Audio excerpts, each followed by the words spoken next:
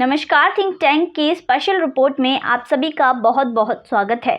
एक सवाल जो हर भारतीय के मन में दिन पर दिन उबलता है, आज से ही नहीं बल्कि लंबे समय से चलता है, मेरे भी मन में चल रहा था, जिसके बारे में आज हम चर्चा करेंगे कि क्या अमेरिकी खुफिया एजेंसी CIA का जो राजनीतिक षड्यंत्र है, हमारे देश के बड़े बड़े व्यक्ति, इंपॉर्टेंट व्यक्ति क्या उन सभी चीज़ों का शिकार हुए हैं, या फिर सरकारें, हमारे भारत की जो पुरानी सरकारें रही हैं, अभी की सरकारें हैं, इन चीज़ों को जानबूझते हुए उजागर करने में क्यों बचती हैं, क्यों उनको उजागर नहीं करती जबकि उनको सब कुछ पता है। तो इन्हीं सवालों का जवाब हमें आज तक नहीं दिया गया है, जिसको उजागर करने से कि तथाकथित दोस्ती और अच्छे संबंधों के कारण ही ये उजागर करने से बचती हैं, इन चीज़ों को उजागर नहीं करती। इन सवालों के साथ जो सबसे पहला नाम सामने आता है, जो हमारे जहन में आता है, वो है सुभाष चंद्र बोस। क्या सुभाष चंद्र बोस की क्या वाकई में एक विमान दुर्घटना में मृत्यु हुई भी थी या नहीं हुई थी, किसी को नहीं पता। या फिर अगर नहीं हुई थी तो वो कहाँ थे। आजकल जो चर्चा का विषय बन रहा है, जो कि गुमनामी बाबा जो कि फैज़ाबाद में थे, वो सुभाष चंद्र बोस ही थे, ऐसा कहा जा रहा है। तो इन सभी चीज़ों का इनका DNA टेस्ट क्यों नहीं करवाया गया। जापान में जो उनकी अस्थियां रखी हैं, उनका DNA टेस्ट होना चाहिए। इससे सारी चीज़ें सामने आ जाएंगी कि सुभाष चंद्र बोस कौन थे या उनकी मृत्यु किस तरह हुई थी। तो ये सारी चीज़ें सामने आ जाएंगी। जिसके बाद दूसरा नाम आता है डॉक्टर भाभा का। इसके अलावा हमारे देश के दूसरे प्रधानमंत्री लाल बहादुर शास्त्री जी का। इसके अलावा इंदिरा गांधी का नाम भी इन्हीं चीज़ों में शुमार है। वहीं दूसरी तरफ एक और नाम सामने आता है, जिसमें डिफेंस स्टाफ, जो हाल ही में अभी chief of defence staff Vipin Rawat, जिनकी हेलीकॉप्टर दुर्घटना में मृत्यु हो गई। जिस तरह 38 साल पहले इंदिरा गांधी की हत्या की गई, वो एक इंटरव्यू के लिए जा रही थी, वही उनका जो सरकारी आवास था, उसके बगल का ही बंगला उनका दफ्तर था, तो वो वहीं पर जा रही थी। RK धवन जो उनके सहायक थे, वो बिल्कुल उनके पीछे पीछे चल रहे थे। तो यहाँ पर जो BN सिंह है, उन्होंने इन पर गोलीबारी करनी शुरू की, और जब वो बिल्कुल गोलीबारी के बाद जमीन पर गिर गई, तो इसके बाद सतवंत सिंह ने उन पर ताबड़तोड़ बिना रुके फायरिंग की। इसमें सवाल खड़े होते हैं कि इतनी फायरिंग यहाँ पर हुई, फिर भी RK धवन को एक खरोच तक नहीं आई। ऐसा कैसे हो सकता है कि RK धवन को कुछ नहीं हुआ। वहीं जो इसके अलावा जो सिटिंग जज हैं, ऐसा बहुत ही कम मामले होते हैं जिसके बाद एक आयोग के गठन के लिए सिटिंग जज के पास मामला जाता है। तो सिटिंग जज जस्टिस MP ठक्कर की अध्यक्षता में एक सदस्यीय टीम का गठन किया गया जांच के लिए, जिस टीम ने रिपोर्ट सौंपी 27 फरवरी 1986 को। इसकी पूरी रिपोर्ट बनाकर दे दी, जिसमें सबसे ज़्यादा ध्यान RK धवन पर दिया गया, क्योंकि RK धवन की भूमिका उस रिपोर्ट के अनुसार सहायक के कम बल्कि एक जासूस की ज़्यादा दिखाई गई थी, जिसमें जो IB की फाइल थी, उनकी सुरक्षा को लेकर वो RK धवन ने इंदिरा गांधी तक कभी पहुंचने ही नहीं दी थी। इसके अलावा RK धवन के साथ BN सिंह की बहुत ही अच्छी दोस्ती थी। इसकी पुष्टि भी सतवंत सिंह ने की, जो कि BN सिंह के साथ फायरिंग में शामिल था। उसने इस चीज़ की पुष्टि की कि जो BN सिंह था, वो RK धवन का बहुत ही अच्छा दोस्त था।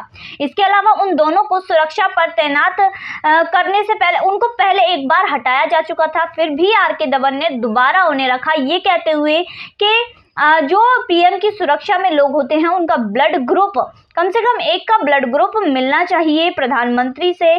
तो BN सिंह का मिलता था, पर सतवंत सिंह को क्यों रखा गया, ये किसी को नहीं पता। वहीं दूसरी तरफ इसका खुलासा खुद सतवंत सिंह ने किया था।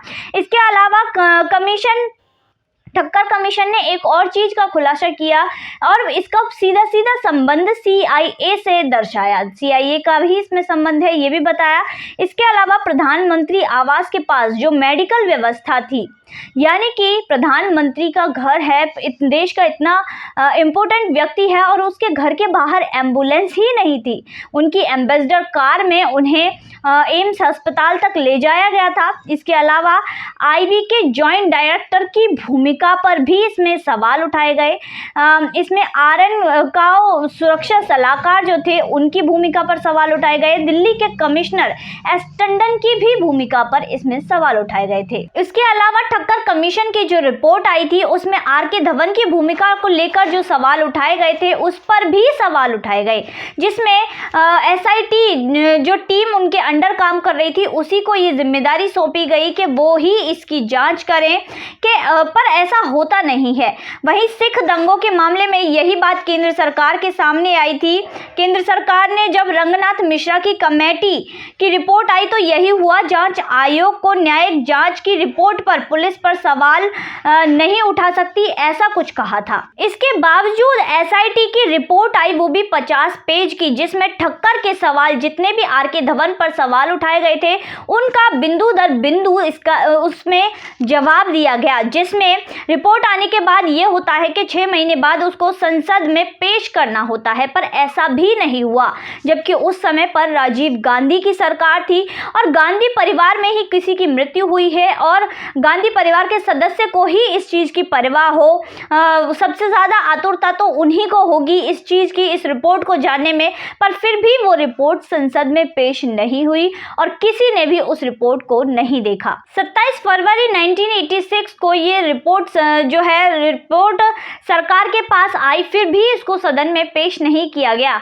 नियम ये है कि 6 महीने के अंदर इसको सदन में पेश करना होता है, पर उससे पहले 14 मई 1986 को 14 मई 1986 को ही इस एक अध्यादेश जारी किया गया। कमीशन ऑफ इंक्वायरी एक्ट में संशोधन कर दिया गया, जिसके तहत ये कहा गया कि अगर कोई भी ऐसी चीज, ऐसी रिपोर्ट देश की एकता, अखंडता या फिर दूसरों देशों के साथ तथाकथित दोस्ती या फिर देश के माहौल को खराब करती है तो उसको सदन में पेश होने से रोका जा सकता है या रोक लिया जा सकता है। वहीं दूसरी तरफ ये सारी चीजें, अब ये मानिए कि 6 महीने के अंदर इंदिरा गांधी की मृत्यु के बाद ये रिपोर्ट पेश होनी थी और तभी इसमें संशोधन किया गया, तो इसका क्या मतलब हो सकता है?